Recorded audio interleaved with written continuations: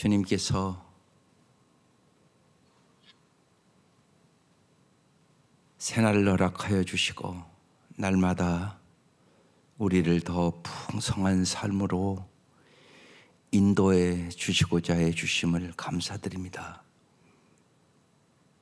주님께서 날마다 진리와 은혜로 우리의 마음속에 충만하게 채워주셔서 저희들이 주께서 주시는 생명의 말씀을 부여잡고 세상을 넉넉히 이길 수 있도록 도와주옵소서.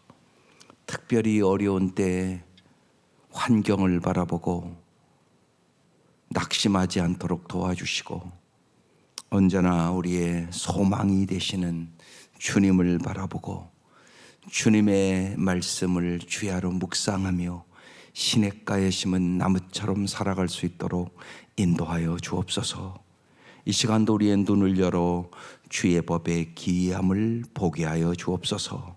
예수님 이름으로 기도드립니다. 아멘. 오늘 말씀 누가복음 8장입니다. 1절에서 15절입니다. 누가복음 8장 1절에서 15절까지 합독하겠습니다.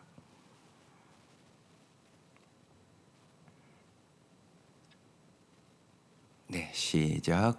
그 후에 예수께서 각 성과 마을에 두루 다니시며 하나님의 나라를 선포하시며 그 복음을 전하실새 12 제자가 함께하였고 또한 악귀를 쫓아내심과 병 고침을 받은 어떤 여자들 곧 7 귀신이 나간 자 막달라 마리아인이라 하는 마리아와 헤롯의 청지기 구사의 아내 요한나와 수산나와 다른 여러 여자가 함께하여 자기들의 소유로 그들을 섬기더라.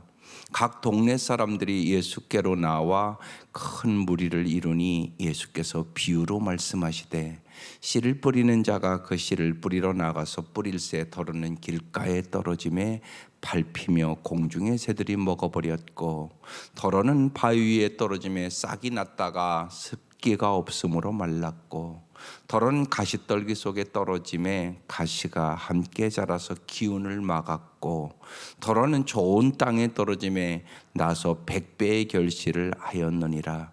이 말씀을 하시고 외치시되 들을 귀 있는 자는 들을지어다. 제자들이 이 비유의 뜻을 물으니 이르시되 하나님 나라의 비밀을 아는 것이 너희에게는 허락되었으나 다른 사람에게는 비유로 하나니 이는 그들로 보아도 보지 못하고 들어도 깨닫지 못하게 하려 함이라. 이 비유는 이러하니라. 씨는 하나님의 말씀이요 길가에 있다는 것은 말씀을 들은 자니 이에 마귀가 가서 그들이 믿어 구원을 얻지 못하게 하려고 말씀을 그 마음에서 빼앗는 것이요 바위 위에 있다는 것은 말씀을 들을 때 기쁨으로 받으나 뿌리가 없어 잠깐 믿다가 시련을 당할 때 배반하는 자요 가시떨기에 떨어졌다는 것은 말씀을 들은 자이나 지내는 중 이생의 염려와 재물과 향락의 기운이 막혀 온전히 결실하지 못하는 자요 좋은 땅에 있다는 것은 착하고 좋은 마음으로 말씀을 듣고 지키어 인내로 결실하는 자니라. 아멘. 오늘 말씀 4가지 밭의 비유입니다. 말씀을 듣는 태도가 어떤가? 나뿐만이 아니라 내 자녀들이 말씀을 듣는 태도가 어떤가? 다 달라요. 여러 애들이 있어도 똑같이 말씀을 듣는 게 아니에요. 그래서 잘 오늘 이 아침 파악해야 돼요. 내 큰애는 말씀을 어떻게 듣는가? 둘째는 어떻게 듣는가? 내 남편은 말씀을 어떻게 듣는가? 나는 어떻게 말씀을 듣는가? 그래서 내 사랑하는 사람들의 마음밭이 어떤가를 정확하게 먼저 아셔야 되지 않겠어요? 오늘 그 작업하는 거예요. 다 똑같지 않아요. 똑같은 자식인데도 똑같지 않아요. 마음밭이. 그래서 그걸 잘 여러분이 파악하는 귀한 날입니다. 오늘 말씀 이렇게 보면 그 후에 예수께서 각 성과 마을에 두루 다니시며 하나님의 나라를 선포하시며 예수님이 이 땅에 오셔서 우리에게 하나님의 나라를 가르쳐 주기를 간절히 원하셨어요. 하나님의 나라가 어떤 나라인지. 세상 나라와 하나님 나라 있단 말이에요. 근데 많은 사람들은 세상 나라만 생각하고 살아요. 안 죽을 것처럼 살아간다고요. 근데 분명히 다 죽는다고요. 그리고 세상 거 다 놓고 가는 거라고요. 그러니까 하나님의 나라가 훨씬 중요한 나라라고요.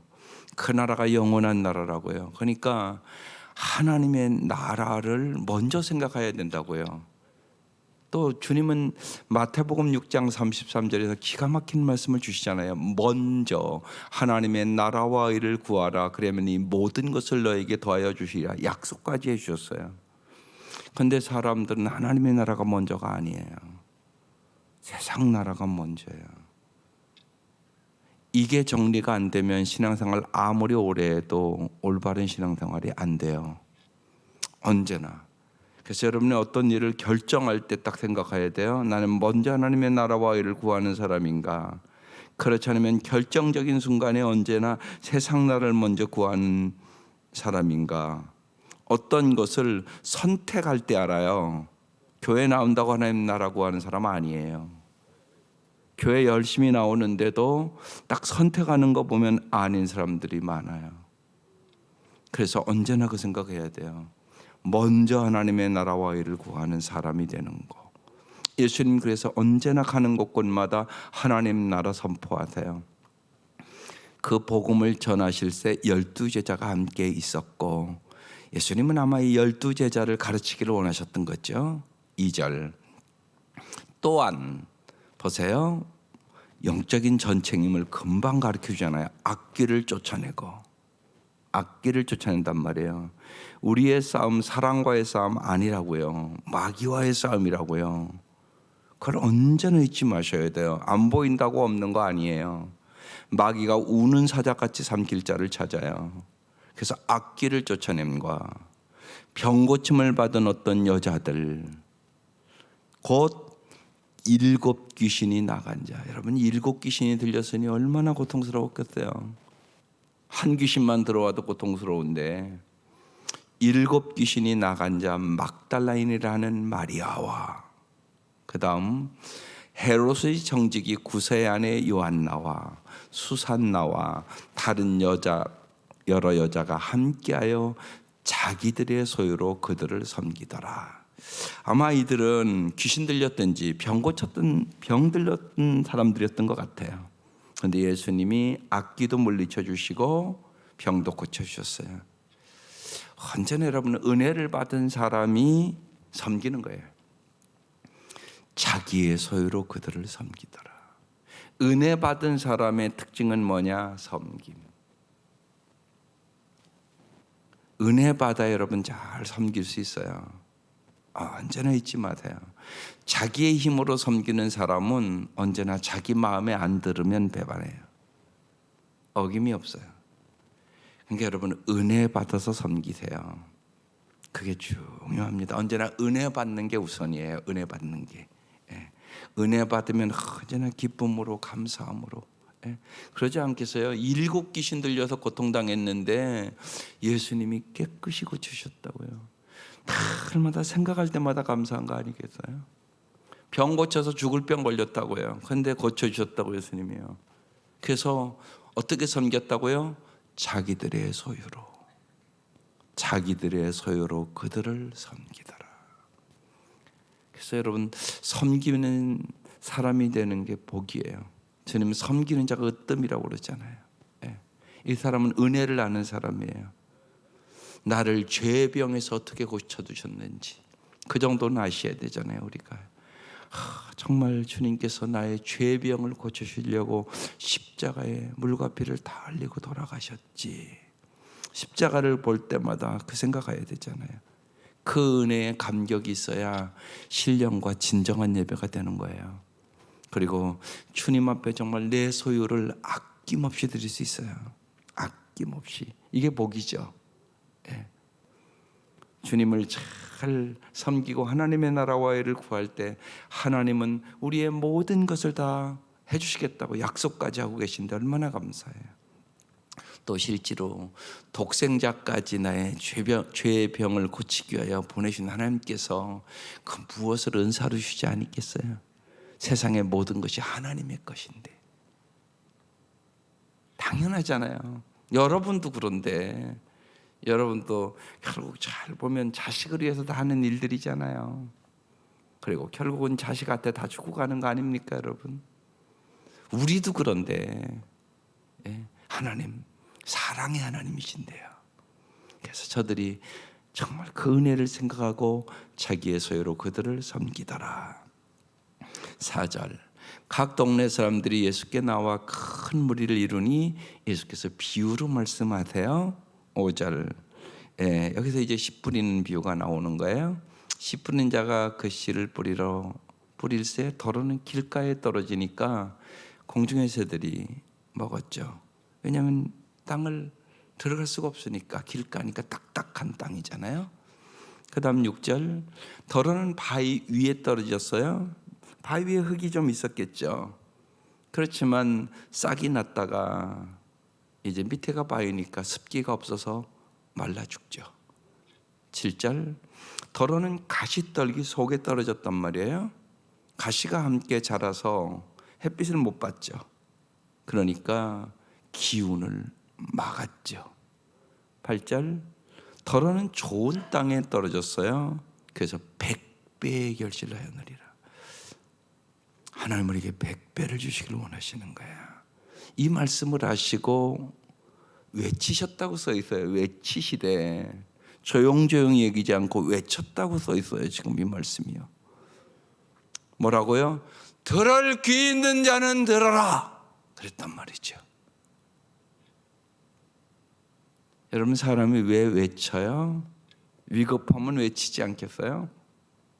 죽을 지경 됐는데 나 좀 살려주세요, 이런 분 있으세요?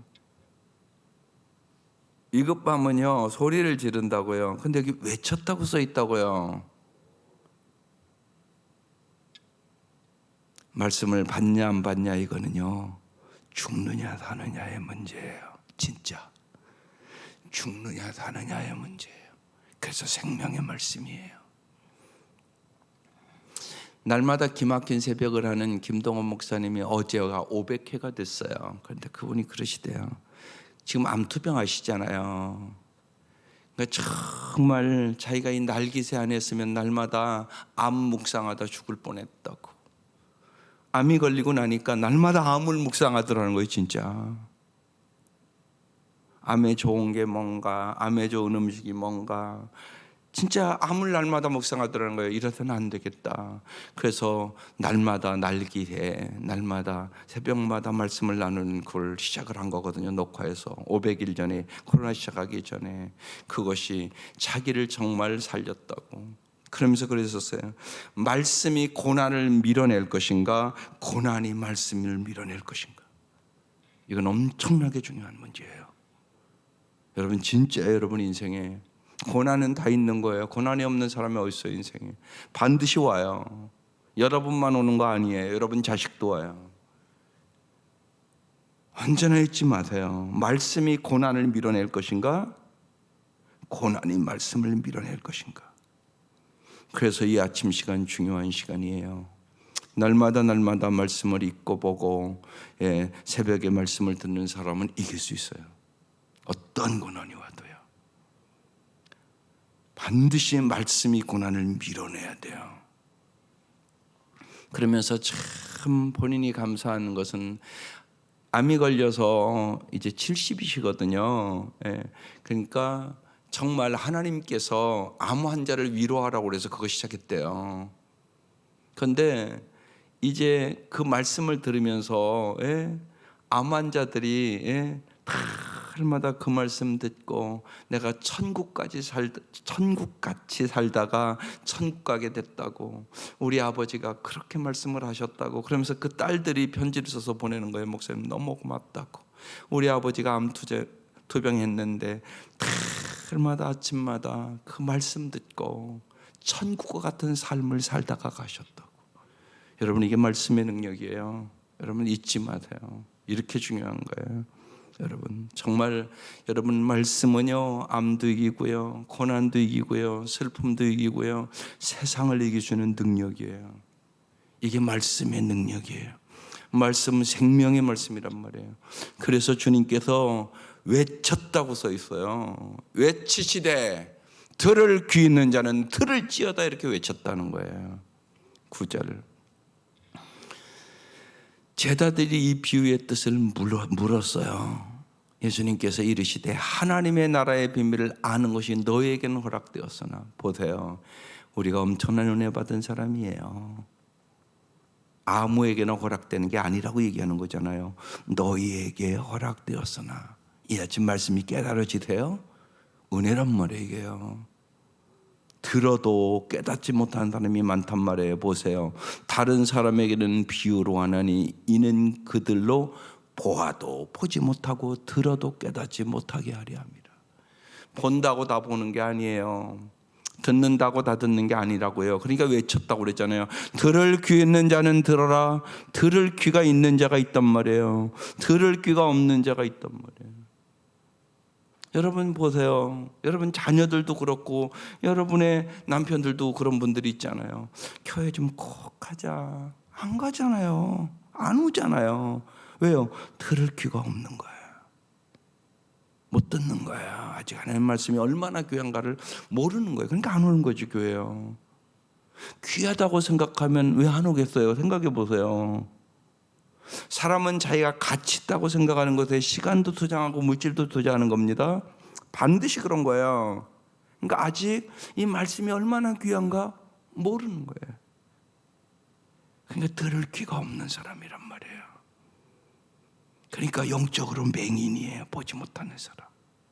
영적으로 기머거리예요. 듣지를 못해요. 깨닫지를 못하는 거예요. 너무나 안타까운 일이죠. 그래서 여러분 기도해야 되는 거예요. 정말 성령의 놀라운 역사가 없이는 보아도 보지 못하고 들어도 깨닫지를 못해요. 이런 안타까움이 있는 거예요. 그래서 여러분의 가족들의 마음이 어떤 마음인가를 여러분 정확하게 파악하고 여러분 간절히 기도하시라고요. 눈물로 기도하라고요. 여러분 힘으로 되는 게 아니잖아요. 보면요. 그렇게 좀 교회 좀 가라고 해도 안 오잖아요. 현실이요. 그리고 여러분 보면 이렇게 알잖아요. 내 남편이지만 왜 이렇게 저렇게 믿음이 안 자라냐. 억지로 이렇게 끌어온다는 게 너무나 힘들다. 끌려오는 분들이 있거든요. 보면요. 그런 분들은 딱 교회 와서 이렇게 보면 벌써 달라요. 예배 드리는 게요. 끌려와 있거든요. 보면. 그러니까 말씀을 못 들어요. 안 들리는 거죠. 그래서 중요한 거예요. 오늘 이 말씀이요. 11절. 이 비유는 이러하니라. 이제 비유를 설명해 주는 거예요. 씨는 하나님의 말씀이다. 씨는 하나님의 말씀이에요. 그러니까 씨는 이상이 없어요. 씨는 완전한 말씀이에요. 생명의 말씀이에요. 능력의 말씀이에요. 12절. 길가에 있다는 것은 말씀을 들은 자니 이에 마귀가 가서 그를 믿어 구원을 얻지 못하게 하려고 말씀을 그 마음에서 빼앗는 것이요. 길가와 같은 마음. 이 사람도 말씀은 들어요. 그런데 마귀에게 빼앗겨요. 새가 와서 딱 아까는 먹는다고 그랬잖아요. 그걸 이제 영적으로 지금 해석해 주는 거예요. 마귀가 가서 그들이 믿어 구원을 얻지 못하게 하려고. 주님은 구원을 얻게 하려고 그러니까 말씀을 주시는 거예요. 그런데 구원을 얻지 못하게 하려고 말씀을 그 마음에서 빼앗는 것이에요. 그래서 여러분 말씀을 마음에 새겨야 되는 거예요. 마음에 새겨야 된다고요. 귀로만 듣고 잊어버리면 안 된다고요. 그것은 뺏긴 거라고요. 그런데 많은 성도들이 그렇거든요. 듣고 잊어버려요. 그냥 금방 묵상도 안 해요. 그러니까 설교 제목도 몰라요. 마귀에게 빼앗기는 거라고요. 그래서 말씀을 묵상해야 되는 거예요. 반드시요. 그래야 마귀와의 싸움에서 이기게 되는 것이에요. 13절. 바위 위에 있다는 것은 말씀을 들을 때 듣긴 다 듣잖아요. 기쁨으로 받아요. 조금 더 낫잖아요. 기쁨으로 받았어요. 그런데 뭐가 없어요? 뿌리가 없어요. 여러분, 나무도요, 이렇게 겉에 나타난 게 중요한 거 아니에요. 뿌리가 중요해요, 뿌리. 근데 이건 안 보여요, 뿌리가. 뿌리가 썩으면 그 나무는요, 소용없어요. 열매 못 맺어요. 뿌리가 중요해요. 말씀의 뿌리를 깊이 박으셔야 돼요, 여러분. 이게 중요하다고요.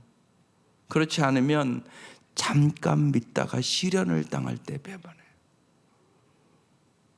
어려움만 당해도요, 달라져요. 제가 이전에도 얘기했지만 엘리자베스 쾌블러 로스가 죽음과 죽어감이란 유명한 책을 썼어요. 거기 죽어감의 태도가 쭉 4단계로 나와요. 첫 번째 단계가 부정과 고립 단계. 내가 암 걸렸어? 그럴 리가 없어. 잘못 진단할 거야. 이렇게 생각해요. 2단계, 분노의 단계. 하필 왜 내가? 나보다 더 악한 것들도 많은데 왜 내가 예수 잘 믿었는데 왜 나에게 암이? 이렇게 이제 부정하는 하며 분노하는 단계로 넘어가요. 그 다음에 3단계가 협상 단계예요. 하나님 제발 좀 나 좀 고쳐달라고. 그럼 내가 하나님 잘 섬기겠다고 뭐 이렇게 협상하는 거예요. 4번째 단계는 우울의 단계예요. 5번째 단계가 수용의 단계예요.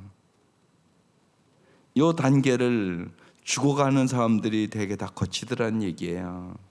이 단계를 잘 아실 필요가 있어요. 그래야 예수를 잘 영접시키죠. 결정적인 순간에. 예. 아주 중요해요. 그래서 마음밭을 잘, 특별히 죽어가는 사람들 잘 파악을 해야 돼요. 저 마음이 분노의 단계에서는 안 들어가요, 복음의 씨가. 근데 이제 협상의 단계부터 들어가기 시작해요. 그때 복음의 말씀을 딱 뿌리는 거예요. 딱. 예. 그래서 우울의 단계, 수용의 단계는 그래서 딱 수용해요. 그래서 예수 영접시키고 천국 가게 하고 이런 단계들이 있는 거예요.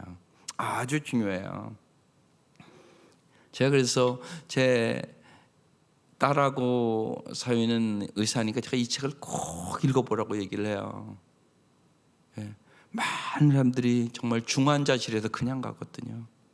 환자들도 많고 그러니까. 그래서 네가 의사고 간호사니까 그런 주위에 그 사람들도 다 감정이 있는 거라고. 중환자실에 있는 사람도 그 사람들의 마음을, 좋은 의사가 되려면, 좋은 간호사가 되려면 이거 알아야 된다고.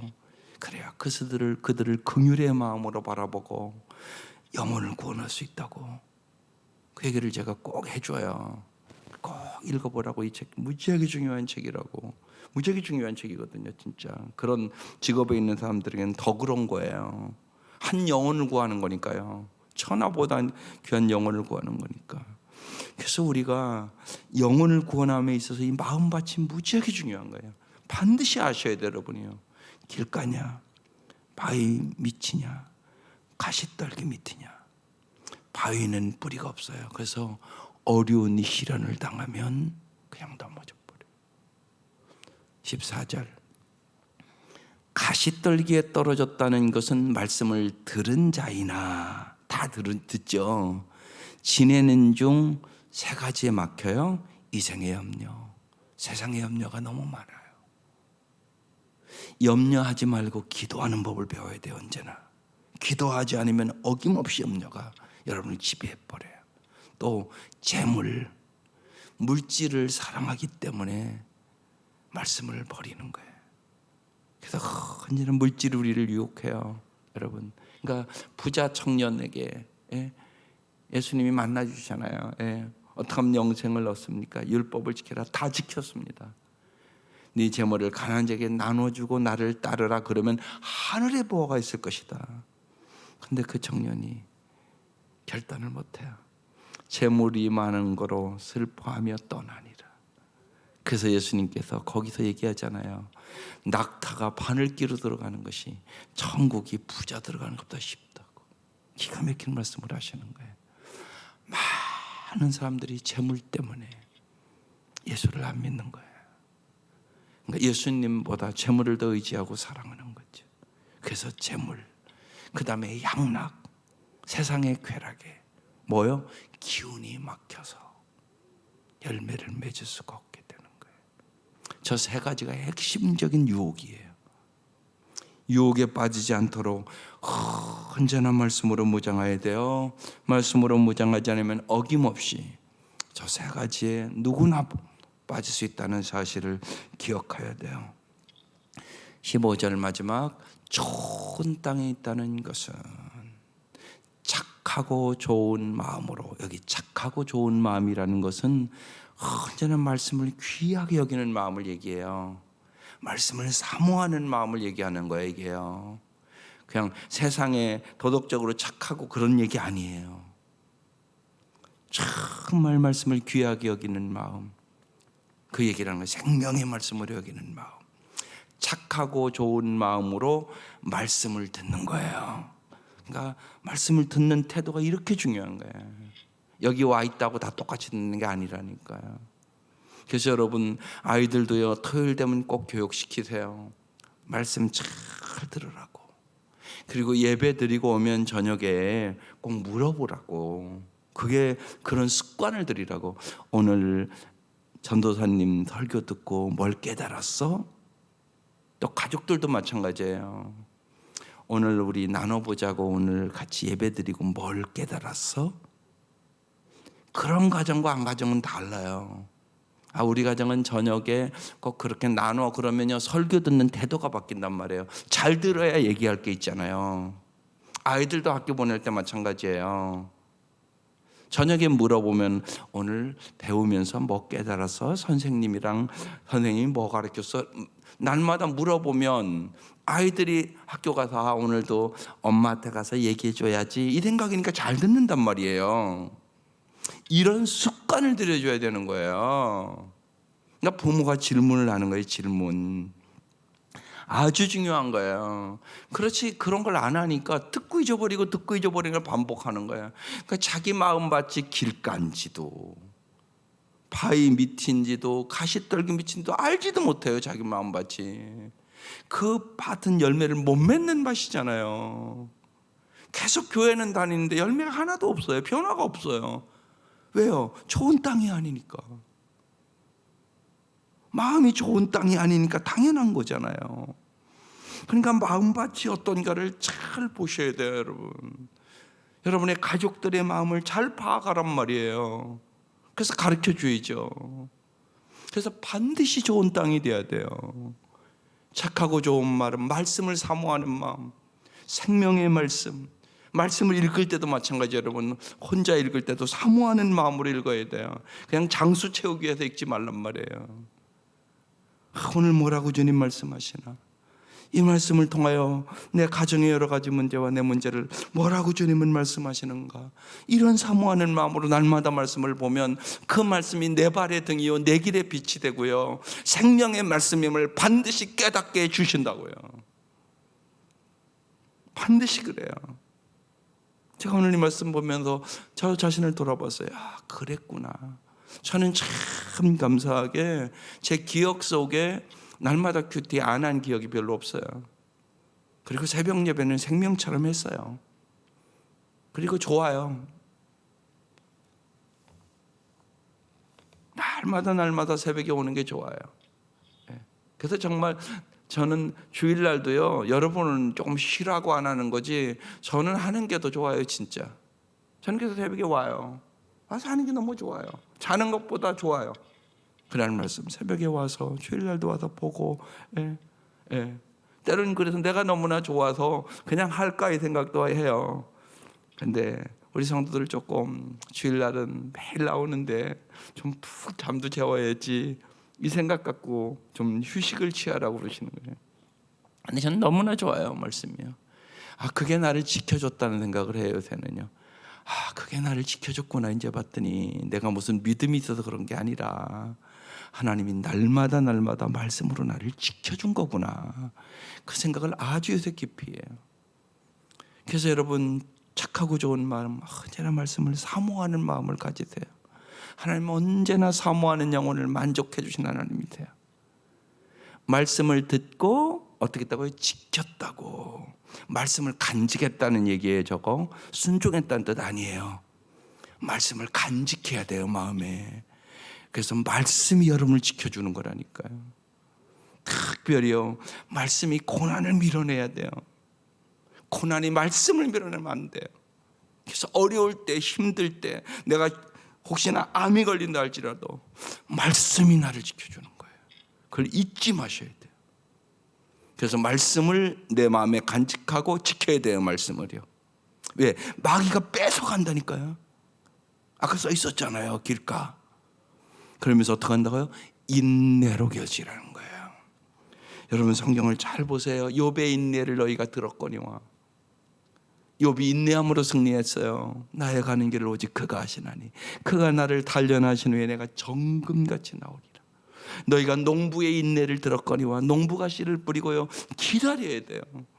그래야 열매를 맺을 수가 있는 거예요. 너희가 선지자의 인내를 들었거니와. 선지자들이요, 인내하면서 여러분 죽으면 죽으리라고 자기가 들은 말씀을요 언제나 생명을 걸고 전했어요. 그래서 승리했다고 야고보서 5장에 쭉 써 있어요. 농부의 인내를, 욥의 인내를, 선지자의 인내를 본받아라. 근데 여기도 써 있잖아요. 인내로 결실하는 자니라. 그렇게 써 있잖아요. 그래서 반드시 좋은 땅이 돼야 돼요. 여러분의 가족들, 여러분의 사랑하는 사람들, 오늘 이 아침 어떤 마음의 땅인가를 잘 보세요. 그리고 간절히 기도하세요. 성령님이 여러분의 기도에 역사해 주시는 거예요. 그래서 중보기도가 엄청나게 중요한 거예요. 중보기도할 때 마음을 갈아주시는 거예요. 그래서 좋은 땅을 주께서 만들어 주시고 성령의 놀라운 역사가 일어나게 되는 거거든요. 하나님의 은혜 속에 정말로 우리의 온 가족이, 우리의 사랑하는 모든 사람들이, 우리의 자녀들이 정말 좋은 땅과 같은 마음을 가지고 100배, 60배, 30배 하나님이 주시는 열매를 맺고 살아갈 수 있기를 주의 이름으로 축원합니다. 기도드리겠습니다. 하나님 아버지, 하나님께서 오늘 이 아침도 외치시면서 귀 있는 자는 들으라고 말씀하시고 우리의 마음밭을 좋은 땅과 같이 만들어 주셔서 풍성한 열매를 주시고자 하심을 감사드립니다. 하나님, 이 아침도 저희들이 눈물로 기도하지 않고는 변화될 수 없는 영혼들이 있습니다. 저들의 마음밭이 길가와 같고 가시떨기 밑과 같고 바위 위에 떨어진 씨와 같아서 저들이 말씀을 받아들이지를 않습니다. 주님 도와주셔서 진실로 이 아침 우리의 간구에 응답하여 주시고 우리의 사랑하는 모든 사람들이 주님의 말씀을 받아 세상을 이기게 하여 주시고 좋은 땅과 같이 풍성한 열매를 맺을 수 있도록 은혜를 베풀어 주옵소서. 예수님의 이름으로 기도드립니다. 아멘.